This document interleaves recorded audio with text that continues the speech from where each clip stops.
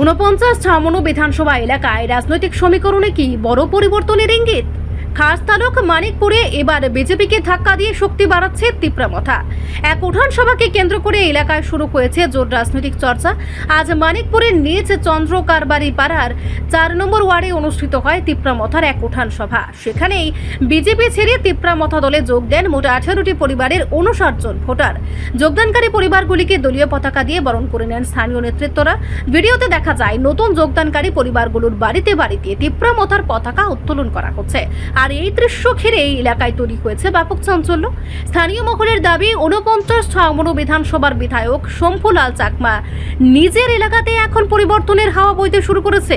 উন্নয়নের প্রত্যাশা ও নতুন নেতৃত্বের উপর আস্থা রেখে বহু পরিবার এই সিদ্ধান্ত নিয়েছে বলেও দাবি তিপ্রামথা নেতৃত্বের।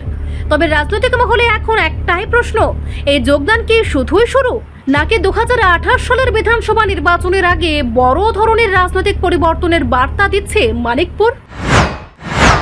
ধন্যবাদ মিডিয়া বন্ধুদেরকে। আপনারা দেখছেন আজকে বিজেপি ছেড়ে আজকে তিপ্রামথাতে 18 ফ্যামিলির 59 ভোটার যোগদান করেছেন। বুবাগ্রার উপরে আশা ভরসা রেখে বুবাগ্রার চিন্তাধারাকে বুবাগ্রার যে চিন্তাধারাকে বিশ্বাস রেখে ওনারা আজকে বিজেপি এবং সিপিআইএম দল ছেড়ে তিপ্রামথাতে যোগদান করেছেন।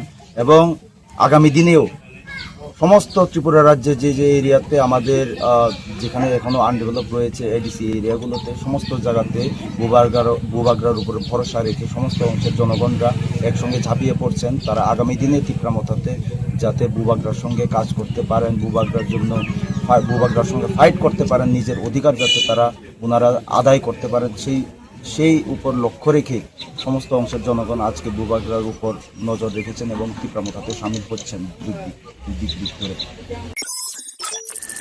রিপোর্ট সংবাদ প্রতীক্ষা।